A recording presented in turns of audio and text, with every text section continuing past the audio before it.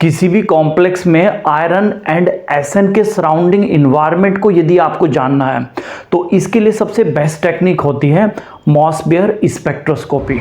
यदि किसी कॉम्प्लेक्स में आयरन एंड एसएन के सराउंडिंग इलेक्ट्रॉन का डिस्ट्रीब्यूशन सिमेट्रिकल है, यानी हर डायरेक्शन में equal amount of electron present है, तो उस केस में मॉसबेयर स्पेक्ट्रा में केवल एक सिग्नल आपको मिलता है। और यदि कॉम्प्लेक्स में एसएन एंड आयरन के सराउंडिंग इन्वायरमेंट अनसिमेट्रिकल है, यानी अलग अलग डायरेक्शन में अलग अलग अमाउंट ऑफ इलेक्ट्रॉन प्रेजेंट है, तो इस केस में मॉसबेयर स्पेक्ट्रम में आपको दो सिग्नल मिलते हैं। और जिस वजह से ये दो सिग्नल आते हैं उस वजह को हम कहते हैं इलेक्ट्रिक क्वाड्रुपल स्प्लिटिंग।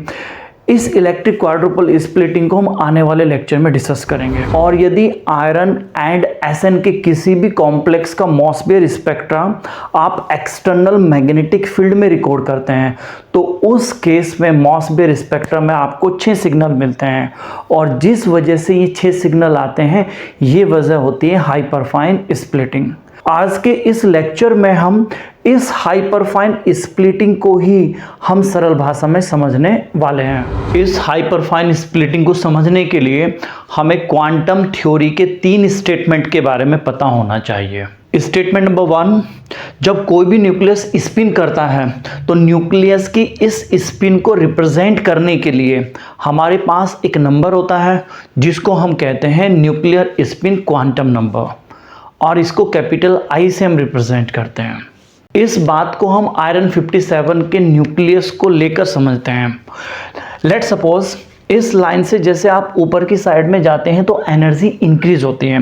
हम देखते हैं आयरन 57 का न्यूक्लियस लो एनर्जी में है, यानी ग्राउंड स्टेट में है, और जब आयरन 57 का nucleus low energy ground state में है तो वो स्पिन कर रहा है, और इस स्पिन को रिप्रेजेंट किया जाता है न्यूक्लियर स्पिन क्वांटम नंबर आई से, जिसकी वैल्यू होती है 1/2।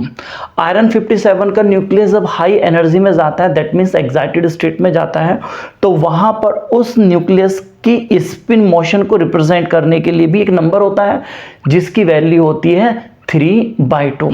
चूंकि आयरन न्यूक्लियस के ऊपर पॉजिटिव चार्ज है और पॉजिटिव चार्ज पार्टिकल जब स्पिन मोशन करता है तो फिजिक्स हमें कहती है जब भी कोई चार्ज पार्टिकल मोशन करता है तो इस मोशन की वजह से वहाँ पर मैग्नेटिक फील्ड जनरेट हो जाता है। तो यहाँ पर जैसे ये न्यूक्लियस स्पिन मोशन करेगा ग्राउंड स्टेट में, और जैसे ये न्यूक्लियस एक्साइटेड स्टेट में स्पिन मोशन करेगा, तो इनके इस स्पिन मोशन की वजह से यहाँ पर मैग्नेटिक फील्ड जनरेट हो जाएगा, यानी मैग्नेटिक मोमेंट यहाँ पर जनरेट हो जाएगा। इस मैग्नेटिक मोमेंट की डायरेक्शन की यदि बात करें तो इस डायरेक्शन को आइडेंटिफाई करने के लिए आप अपने राइट हैंड कर्ल फिंगर का आप यूज़ कर सकते हैं। आप अपनी राइट हैंड की फिंगर को आप रोटेट कीजिए in the direction of the spin off nucleus. जैसे आप इसको रोटेट करेंगे जो थंब की डायरेक्शन आ रही है वही आपकी इस न्यूक्लियस के स्पिन मोशन की वजह से जो मैग्नेटिक मोमेंट क्रिएट होगा उसकी डायरेक्शन हो जाएगी। एग्जैक्टली यहाँ पर भी ऐसे ही और यहाँ पर भी ऐसे ही। इसको मैं यहाँ पर म्यू से रिप्रेजेंट कर देता हूँ।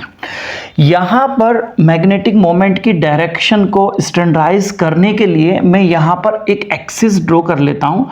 Let suppose there is axis Z axis, let suppose there is axis Z axis. इस जेड एक्सिस को मैं यहाँ पर यूज करता हूँ एज ए रेफरेंस एक्सिस। तो अब मैं मान लेता हूँ इस जेड एक्सिस और जो मैग्नेटिक मोमेंट क्रिएट हो रहा है because of the spin motion of the nucleus, उनके बीच में थीटा एंगल है, उनके बीच में थीटा एंगल है। इस एंगल पे आप कंसंट्रेट कीजिएगा, ये कई बार आगे आने वाला है और इम्पोर्टेंट भी है। तो एक बार रिपीट कर देता हूँ, मैग्नेटिक मोमेंट जो क्रिएट हो रहा है because of the nuclear spin और जो हमारी रेफरेंस एक्सिस है जेड एक्सिस, उनके बीच का एंगल थीटा है। स्टेटमेंट नंबर 2 में क्वांटम थ्योरी कहती है कि for a particular value of I, let suppose इस वैल्यू के लिए, लेट सपोज इस वैल्यू के लिए हर एक न्यूक्लियस 2i+1 इतने तरीके से स्पिन कर सकता है। यहाँ पर ये जो स्पिन करने के तरीके हैं इनको sometime we can also say spin orientation, sometime we can also say spin state. तो यहाँ पर इस न्यूक्लियस का जो स्पिन है ये कितने तरीके से हो सकता है, ये हो सकता है 2i+1 तरीके से, यानी स्पिन स्टेट यानी स्पिन ओरिएंटेशन हो सकते हैं 2i+1। i की वैल्यू 3/2 है तो पुट करेंगे तो आ जाएगा 4, यानी आयरन 57 का न्यूक्लियस एक्साइटेड स्टेट में 4 तरीके से स्पिन कर सकता है। ग्राउंड स्टेट में बात करते हैं। ग्राउंड स्टेट में आयरन 57 न्यूक्लियस के लिए I की वैल्यू होती है 1/2, तो ये न्यूक्लियस 2i+1 तरीके से स्पिन कर सकता है। I की वैल्यू 1/2 पुट करेंगे तो यहाँ पर आ जाएगा 2, यानी ग्राउंड स्टेट में जो न्यूक्लियस है, ये ग्राउंड स्टेट का न्यूक्लियस आपका 2 तरीके से स्पिन कर सकता है। अब यहाँ पर ये जो स्पिन करने के तरीके हैं, यानी ये न्यूक्लियस 4 तरीके से स्पिन कर सकता है और ये न्यूक्लियस 2 तरीके से स्पिन कर सकता है। इन स्पिन करने के तरीके को यानी ओरिएंटेशन को हम रिप्रेजेंट करते हैं +i to -i, और यहाँ पर +i to -i जब आप पुटअप करेंगे तो जो नंबर बनेगा उस नंबर को हम कहते हैं न्यूक्लियर मैग्नेटिक क्वांटम नंबर, और इसको mi से हम रिप्रेजेंट करते हैं। तो यहाँ पर 4 तरीके कौन कौन से होते हैं उस पर भी मैं बात कर लेता हूँ। क्वांटम थ्योरी ये कहती है कि यहाँ पर ये जो 4 तरीके बने हैं, इस न्यूक्लियस के स्पिन करने के जो 4 तरीके बने हैं, लेट सपोज ये पहला तरीका है, ये दूसरा, ये तीसरा और ये चौथा। यहाँ पर इस न्यूक्लियस के यानी ग्राउंड स्टेट में जो न्यूक्लियस है, GS मीन्स ग्राउंड स्टेट में जो न्यूक्लियस है, इसके 2 तरीके बने हैं। मान लीजिए पहला तरीका ये है और दूसरा तरीका ये है। क्वांटम थ्योरी ये कहती है ये दोनों यहाँ पर 4 तरीके और ये जो 2 तरीके हैं ये एक दूसरे से डिफर होते हैं only in angle between magnetic moment and Z axis, यानी यहाँ पर ये जो एंगल है इन 4 तरीकों में केवल ये एंगल अलग होगा, यानी यहाँ पर ये जो एंगल है इन 2 तरीके में केवल ये एंगल अलग होगा। इस एंगल की क्या वैल्यू होगी वो आप इस एक्सप्रेशन को यूज करके फाइंड आउट कर सकते हैं। cos theta is equal to mi मैंने भी आपको बताया है न्यूक्लियर मैग्नेटिक क्वांटम नंबर, जिसकी वैल्यू +i to -i होती है विद यूनिट इंटरवल। I की वैल्यू आपको पता ही है। तो जैसे यहाँ पर 4 तरीके हैं, पहला तरीका ये, दूसरा तरीका ये, तीसरा तरीका ये, चौथा तरीका ये, तो यहाँ पर इस तरीके को हम रिप्रेजेंट करेंगे +i to -i values put करके। तो I की वैल्यू कितना है 3/2, तो +i मीन्स +3/2। एक एक यूनिट का इंटरवल आप लीजिए, इसमें से एक माइनस कीजिए, -1/2 +1/2 -1/2 एंड -3/2 यहाँ पर आ जाएगा। यानी मैं आपसे कह सकता हूँ जो आयरन 57 का न्यूक्लियस था वो एक्साइटेड स्टेट में 4 तरीके से स्पिन कर सकता है। पहले तरीके को हम बोलते हैं 3+3/2 स्पिन स्टेट, दूसरे को +1/2 स्पिन स्टेट, तीसरे को -1/2 स्टेट और चौथे को -3/2 स्टेट। यहाँ पर ये जो नंबर है इनको हम कहते हैं mi वैल्यूज। एग्जैक्टली ऐसे ही ग्राउंड स्टेट में जो आयरन 57 का न्यूक्लियस था 2 तरीके से स्पिन कर सकता था, एक ये। यहाँ पर इन स्पिन को आप रिप्रेजेंट करेंगे +i to -i। i की वैल्यू कितना है 1/2, तो +i का मतलब +1/2, फिर एक का अंतर करेंगे तो -1/2। अब यहाँ पर मैं आपसे एक बार फिर रिपीट कर देता, क्वांटम थ्योरी कहती है ये जो स्पिन करने के जो तरीके हैं ये केवल अलग होते हैं एक दूसरे से एंगल मैग्नेटिक मोमेंट और Z एक्सिस के बीच में जो एंगल होता है उसमें एक दूसरे से डिफर होते हैं। उस एंगल की वैल्यू कहाँ पर क्या होगी ये आप यहाँ पर फाइंड आउट कर सकते हैं। ये एग्जांपल लेकर मैं चलता हूँ। यहाँ पर mi की वैल्यू 3/2 है एंड I की वैल्यू तो आपको पता ही एक्साइटेड स्टेट में सभी के लिए कितनी है 3/2। यदि आप यहाँ पर पुट करते हैं तो यहाँ पर एंगल की वैल्यू आती है 30 डिग्री, यहाँ पर निकालेंगे तो ये आएगी 60 डिग्री, यहाँ पर 120 डिग्री और यहाँ पर 150 डिग्री। ग्राउंड स्टेट में यदि आप आते हैं यहाँ पर mi की वैल्यू ये है और I की वैल्यू 1/2 है।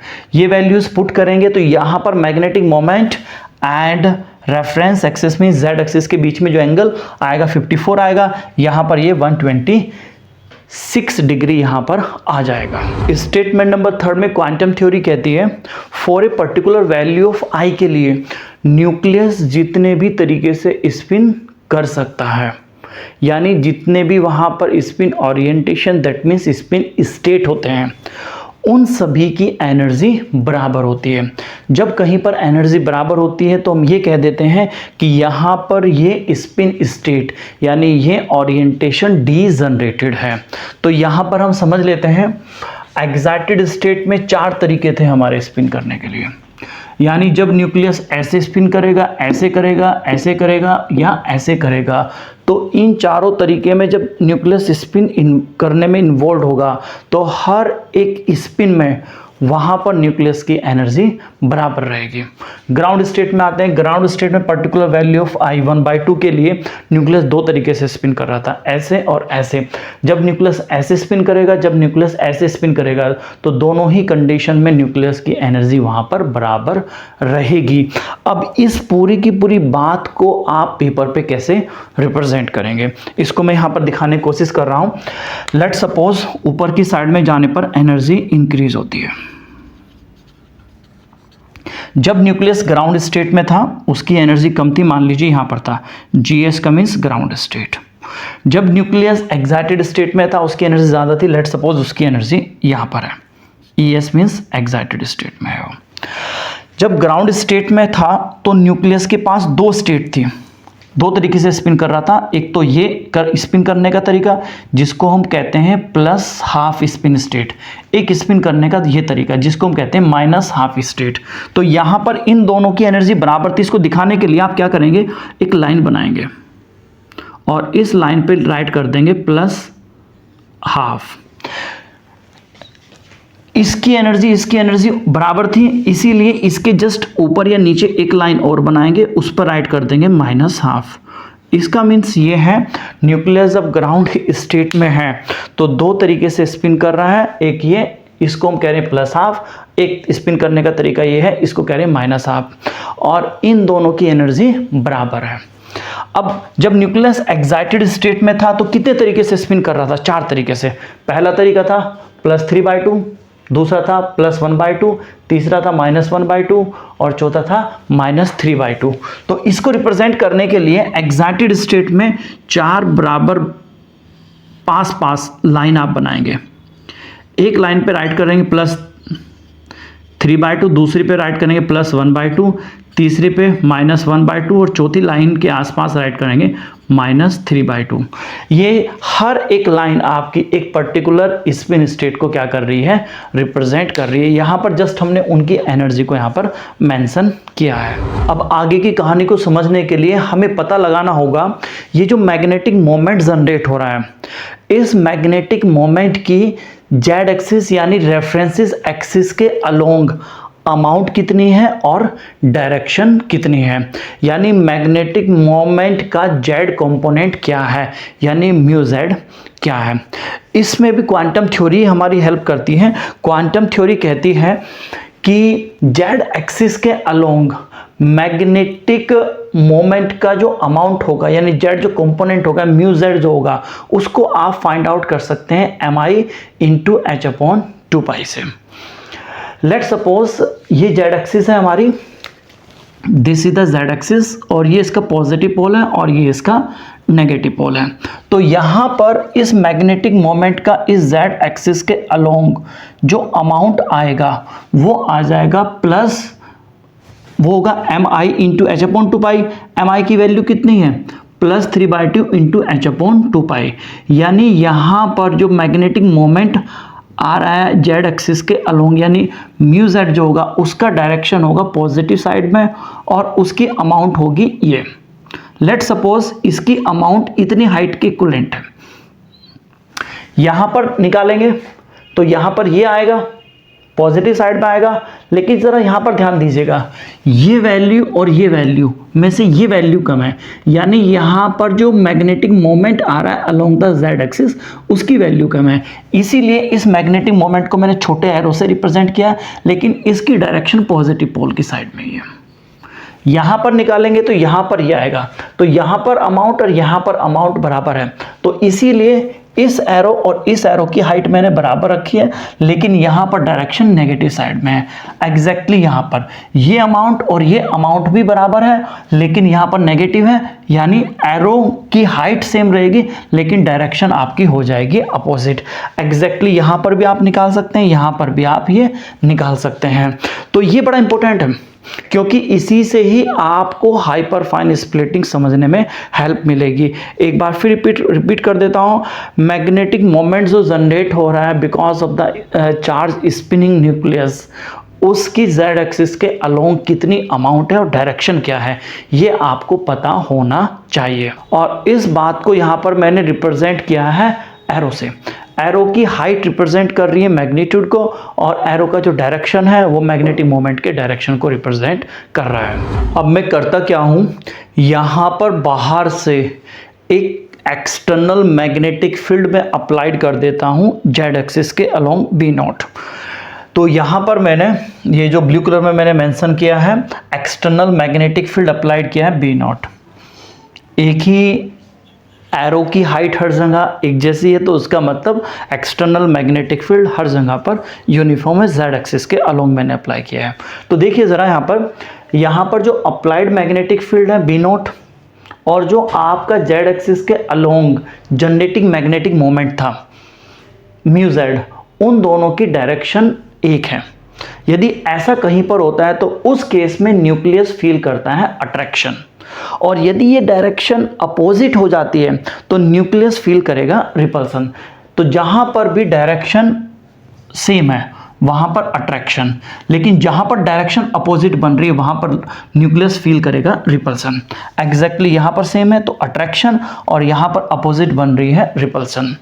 अब क्वेश्चन ये आता है कि कहां पर अट्रैक्शन कम होगा, कहां पर रिपल्सन कम होगा।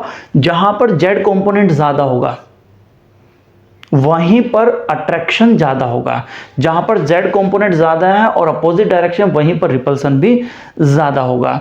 अब आपको हमेशा ध्यान रखना, अट्रैक्शन से हमेशा एनर्जी डिक्रीज होती है। जितना ज़्यादा अट्रैक्शन होगा उतनी ही एनर्जी कम होती चली जाती है पार्टिकल्स की। यानी यदि किसी पार्टिकल्स पर बहुत ज़्यादा अट्रैक्शन लग रहा है तो उसकी एनर्जी डिक्रीज होती जाती है। यदि किसी पार्टिकल पर रिपल्सन लग रहा है तो रिपल्सन से एनर्जी इंक्रीज होती है। जितना ज़्यादा रिपल्सन होगा उतनी ही ज़्यादा एनर्जी उसकी इंक्रीज होगी। एनर्जी इंक्रीज होना बिल्कुल भी अच्छा नहीं होता है। तो हर एक पार्टिकल्स उस कंडीशन में जाना चाहता है जिससे उसकी एनर्जी डिक्रीज होती है, यानी अट्रैक्शन में वो जाना चाहता है, क्योंकि ऐसा करने से उसको स्टेबिलिटी मिलती है। अब यदि आप बाहर से एक्सटर्नल मैग्नेटिक फील्ड लगा रहे हैं तो आपको ये समझ में आ रहा है, एक्साइटेड स्टेट में जो न्यूक्लियस था उसके 4 तरीके थे स्पिन करने के। चारों के चारों तरीके अलग अलग amount of attraction and repulsion feel कर रहे हैं। ग्राउंड स्टेट में जो न्यूक्लियस था इसके स्पिन करने के 2 तरीके थे, दोनों के दोनों तरीके अलग अलग amount of attraction and repulsion feel कर रहे हैं।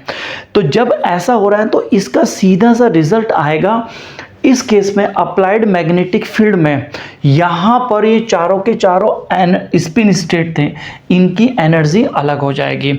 यानी यहाँ पर ये 4 एनर्जी लेवल थे ये अलग अलग एनर्जी में स्प्लिट हो जाएंगे। यहाँ पर ये 2 एनर्जी लेवल जो थे, यानी जो 2 स्पिन स्टेट थे, ये अलग अलग एनर्जी में स्प्लिट हो जाएंगे। पहले हम एक्साइटेड स्टेट को रिप्रेजेंट करते हैं। तो एक्साइटेड स्टेट में 4 स्पिन स्टेट थी। इन चारों की चारों स्पिन स्टेट में से सबसे ज़्यादा अट्रैक्शन लग रहा है इस पर, तो यानी +3/2 की एनर्जी सबसे कम हो जाएगी। इससे थोड़ा कम अट्रैक्शन है, +1/2 कर। रिपल्सन लग रहा है थोड़ा ज़्यादा, -1/2 पे। सबसे ज़्यादा रिपल्सन लग रहा है -3/2 पर। यहाँ पर भी +1/2 अट्रैक्शन में है तो ये लोअर एनर्जी में चला जाएगा अप्लाइड मैग्नेटिक फील्ड में, और -1/2 रिपल्सन में है तो ये आपका हायर एनर्जी में चला जाएगा। यानी all degenerated energy level, that means all degenerated 4 energy level in excited state split into different energy. All 2 degenerated energy level in ground state split into different energy in presence of the external magnetic field। इसी phenomena को हम कहते हैं hyperfine splitting. एक बार फिर repeat कर देता हूं, किसी भी न्यूक्लियस के पास जितने डिजनरेटेड स्पिन स्टेट होती है, यदि आप एक्सटर्नल मैग्नेटिक फील्ड अप्लाई कर देते हैं due to the different amount of attraction and the repulsion they feel in external magnetic field, तो these degenerated spin state split into different energy and this phenomena is called hyperfine splitting। अब मॉस्फेयर spectroscopy में कितने transition यहाँ पर होंगे यदि इस पर हम बात करें, क्योंकि मॉस्फेयर स्पेक्ट्रोस्कोपी में गामा रेज हम यूज़ करते हैं ट्रांजिशन कराने के लिए, तो जब गामा रेज यहाँ पर आप यूज़ करेंगे, गामा रेज की जो एनर्जी होती है वो कोरस्पॉन्डिंग होती है difference energy gap between ground state and excited state, यानी ट्रांजिशन जो होगा इन ग्राउंड स्टेट से इन एक्साइटेड स्टेट के बीच में होगा। और जब ट्रांजिशन हमें कराना होता है तो वहाँ पर कुछ रेस्ट्रिक्शंस भी लगती हैं क्वांटम थ्योरी के अकॉर्डिंग, उन रेस्ट्रिक्शंस को हम कह देते हैं सिलेक्शन रूल। और मॉसबेयर स्पेक्ट्रोस्कोपी में जो सिलेक्शन रूल होता है वो ये होता है, these are the MI values. Ground state से एक्साइटेड स्टेट में उन्हीं दो MI वैल्यूज़ के बीच में ट्रांजिशन होगा जिनका difference that means delta MI या तो 0 हो या +1 हो या फिर -1 हो। तो यदि इस कंडीशन को यहाँ पर अप्लाई करते हैं तो इन दो ग्राउंड स्टेट से एक्साइटेड स्टेट में जब आप ट्रांजिशन करेंगे तो 6 ट्रांजिशन यहाँ पर पॉसिबल होंगे। आपको पता है जितने ट्रांजिशन पॉसिबल होते हैं उतने ही वहाँ पर नंबर ऑफ सिग्नल आते हैं मॉसबेयर स्पेक्ट्रा में, तो 6 ट्रांजिशन यहाँ पर पॉसिबल हो रहे, तो यहाँ पर 6 सिग्नल ही आएंगे। यहाँ पर इन 6 सिग्नल की हाइट का जो पैटर्न होता है वो कुछ इस तरीके से होता है, यानी इन सिग्नल की हाइट का जो रेशो होता है वो होता है 3:2:1:1:2:3। यानी हम कह सकते हैं यदि आप आयरन या SN का कोई कॉम्प्लेक्स लेते हैं, उसको एक्सटर्नल मैग्नेटिक फील्ड में उसका मॉसबेयर स्पेक्ट्रा रिकॉर्ड करते हैं, तो because of hyperfine splitting 6 signal हमें वहाँ पर हमेशा ऑब्टेन्ड होते हैं।